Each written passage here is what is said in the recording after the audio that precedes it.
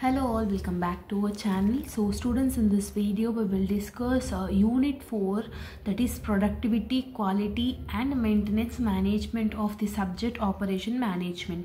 Previous videos లలో మన ఛానల్లో ఆల్రెడీ అన్ని సబ్జెక్ట్స్ కి సంబంధించిన ఎక్స్ప్లెనేషన్ వీడియోస్ అవైలబుల్ గా ఉన్నాయి, including problematic. So just check out in our channel for the updates అన్నమాట. సో ఈ వీడియోలో మాత్రం యూనిట్ 4 నుంచి ఎలాంటి టైప్ ఆఫ్ థియరీ క్వశ్చన్ వచ్చినా కూడా you will be able to attempt it anamata. So in this 4th unit you are having the problematic also. So one theory one problematic anna adagochu, ledu ante rendu questions theory anna adagochu. Mostly problematic aithe compulsory ga adugutadu unit 4 nunchi. So problematic prepare aituna vallu theory నేర్చుకోవాల్సిన అవసరం లేదు. Theory కన్నా problematic కి preference ఇవ్వడం best అని చెప్పి నా opinion, because theories లో రిపీటెడ్ క్వశ్చన్స్ అయితే లేవు. Better problematic ki preference iste it will be more useful for you ani na opinion. Okay, so theory ki elanti type of attempt cheyalsi vastundi, ela attempt cheyalani cheppesi everything we will discuss in this video in a quick manner. Okay, define productivity and its importance అని ఉంది. అసలు ఈ productivity అంటే ఏంటి అని అంటే అవుట్పుట్కి ఇన్పుట్కి మధ్య ratio తెలిపేదాన్ని productivity అని అంటాం.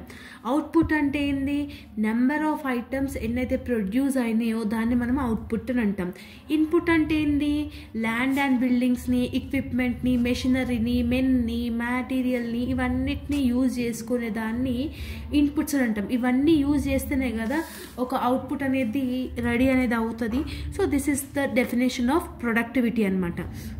ఈ ప్రొడక్టివిటీ వల్ల ఇంపార్టెన్స్ ఏంటంటే ఫస్ట్ వన్ వచ్చేసి కాంపిటేటివ్ అడ్వాంటేజ్ అనేది ఉంటుంది. అంటే ప్రజెంట్ ఉన్న టెక్నాలజీలో, ప్రజెంట్ ఉన్న కాంపిటేటివ్ మార్కెట్లో ప్రొడక్టివిటీ అనేది క్రూషియల్ రోల్ అనేది మెయింటైన్ చేస్తుంది అనమాట. సో ప్రోడక్ట్స్ ఎంతైతే అవైలబుల్గా ఉంటాయో కంపెనీస్ అనేది హై ప్రొడక్టివిటీని, హై పొజిషన్ని అది ఎంచుకుంటుంది అనమాట, పర్ఫార్మ్ అనేది చేయడం జరుగుతుంది. సెకండ్ వన్ వచ్చేసి గైడ్ టు మేనేజ్మెంట్ అని చెప్తున్నాడు. ఈ గైడ్ టు మేనేజ్మెంట్ అంటే ఏంటి అని అంటే డిఫరెంట్ ఎఫిషియన్సీ మెథడ్స్ ఏవైతే ఉన్నాయో ఇవన్నిటిని ఇది గైడ్ చేస్తుంది. ఫర్ ఎగ్జాంపుల్ స్ట్రాటజిక్ ఇన్సైట్స్ కానివ్వండి, టాక్టికల్ ఇవాల్యుయేషన్ కానివ్వండి, ప్లానింగ్ కానివ్వండి, సపోర్ట్ కానివ్వండి, ఇట్లా డిఫరెంట్ డిపార్ట్మెంట్స్కి ఈ ప్రొడక్టివిటీ అనేది ఇట్ విల్ బీ యూస్ఫుల్ అని చెప్పి చెప్తున్నారు. ఓకే, సో నెక్స్ట్ వన్ వచ్చేసి ఆప్టిమమ్ యూటిలైజేషన్ ఆఫ్ రిసోర్సెస్ అనేది ఒకటి ఉంటుంది. అంటే ప్రతి ఒక్క రిసోర్సెస్ని టిల్ ద ఎండ్ అనే దాకా యూజ్ చేస్తున్నామా లేదా. నెక్స్ట్ వచ్చేసి వర్కర్స్కి ప్రాస్పెరిటీ అనేది ఉంటుంది. అంటే వెల్ఫేర్ ఆఫ్ ఎ వర్కర్ వచ్చేసి వాళ్ళ వర్కింగ్ కండిషన్ అనేది ఎన్హాన్స్ అవ్వడంలో ఈ ప్రొడక్టివిటీ అనేది ఇంక్రీజ్ అయ్యి ఉంటుంది. అంటే ఇన్ని స్టేజెస్లో ఇంతమందికి ఇది ప్రొడక్టివిటీ అనేది ఇంపార్టెంట్ అని చెప్పి మీరు సైడ్ హెడ్డింగ్స్ పెట్టి మెన్షన్ చేసి రాస్తే ఇట్స్ మోర్ దెన్ ఎనఫ్ అనమాట. Okay, next important explain the various types of maintenance policies అని ఉంది. ఇందులో ద ఫస్ట్ మెయింటెనెన్స్ పాలసీ వచ్చేసి బ్రేక్ డౌన్ మెయింటెనెన్స్ అనమాట. ఈ బ్రేక్ డౌన్ మెయింటెనెన్స్ పాలసీ ఎప్పుడు యూజ్ అవుతుందంటే ఎప్పుడైతే ఒక మెషిన్ పర్ఫామ్ చేయకుండా ఆగిపోతుందో దానికి ఈ బ్రేక్ డౌన్ మెయింటెనెన్స్ అనేది యూస్ఫుల్ అవుతుంది. అంటే when the machines is fail to perform their operations it will be useful అనమాట. ఇది ఏం చేస్తుంది, మెయిన్లీ ఆ ఎక్విప్మెంట్ యొక్క రిపేర్స్తోనే డీల్ అనేది చేస్తుందంట. మెషిన్స్లో ఏమైనా మాల్ ఫంక్షనింగ్ ఉందా, మెషిన్స్ ఎందుకు స్టార్ట్ అవ్వట్లేదు, వాట్ ఈస్ ద ప్రాబ్లమ్ అని చెప్పేసి ఈ మెయింటెనెన్స్ అనేది డిస్కస్ చేసి ఉంటుంది అనమాట. ఓకే, నెక్స్ట్ వన్ వచ్చేసి ప్రివెంటివ్ మెయింటెనెన్స్ అని ఉంది.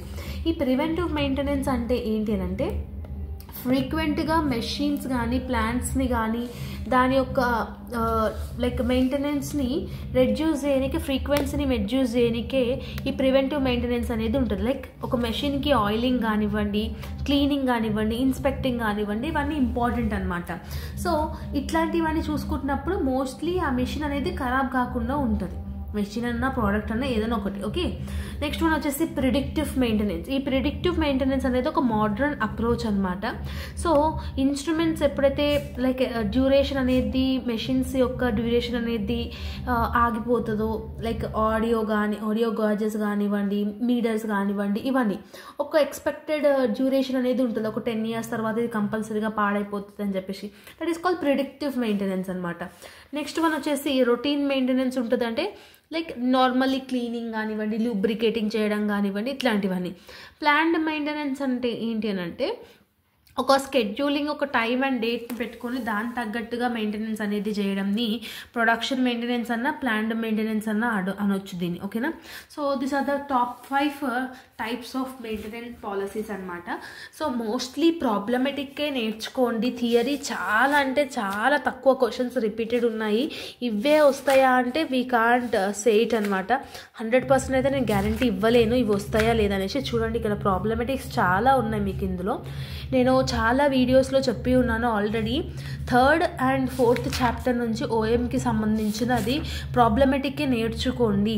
సో 5th చాప్టర్లో కావాలంటే థియరీ నేర్చుకోండి, 1st, 2ndలో కూడా థియరీ నేర్చుకోండి అని చెప్పి క్లారిటీ ఇచ్చినాను. బట్ స్టిల్ థియరీ నేర్చుకున్న వాళ్ళకి ఛాన్సెస్ అయితే తక్కువగా చెప్తున్నాను నేనైతే. మీరు సెల్ఫ్గా ప్రిపేర్ అవుతా అంటే అవ్వండి. బట్ నాకైతే ఇక్కడ ఎక్కడ థియరీ క్వశ్చన్స్ అనేది కనిపించట్లేదు. So everything related to the problematic ఉన్నాయి. అండ్ క్వశ్చన్స్ ఏవైతే ఇంపార్టెంట్ అనిపించినాయో నేను ఆల్రెడీ ఎక్స్ప్లెయిన్ చేసి ఉన్నాను. అండ్ రిమైనింగ్ ఎలాంటి టైప్ ఆఫ్ థియరీ క్వశ్చన్స్ వచ్చినా I can give you one tip అనమాట. ఏంటా టిప్ అని అంటే, లైక్ ప్రీవియస్ వీడియోస్లో లైక్ ప్రీవియస్ యూనిట్స్ ఎక్స్ప్లెనేషన్ అప్పుడు కూడా మనం చేయడం జరిగింది. ఒక ప్రోడక్ట్, ఒక గుడ్ ప్రోడక్ట్ని అనిపించుకోవాలంటే what are the various techniques కానివ్వండి. Like for example quality assurance కానివ్వండి, లేదంటే కస్టమర్ సర్వీస్ ఒకటి కానివ్వండి, రిడక్షన్ ఇన్ కాస్ట్ కానివ్వండి. సో ఇట్లాంటి జస్ట్ ఇన్ టైం ఇట్లాంటివన్నీ ఏవైతే పాయింట్స్ నేర్చుకున్నామో అవన్నీ పాయింట్స్ పెట్టి మీరు ఎలాబొరేట్ అనేది చేయొచ్చు ఎలాంటి టైప్ ఆఫ్ క్వశ్చన్కైనా కూడా. Okay, so this is the only clarity I want to give you to you all from OM subject. Mostly 3rd, 4th నుంచి ప్రాబ్లమెటిక్కే నేర్చుకోండి. You have plenty of time అనేది ఉంది మీకు. సో యూ కెన్ ఈజీలీ, అంటే అంత difficulty కూడా లేవు problematic. It will be easily understandable. Okay, so hope you got it. And ఇంకేమైనా డౌట్స్ ఉంటే కామెంట్ సెక్షన్లో కమెంట్ చేయండి. All the very best for examination and preparation. See you on the next video. Bye bye everyone.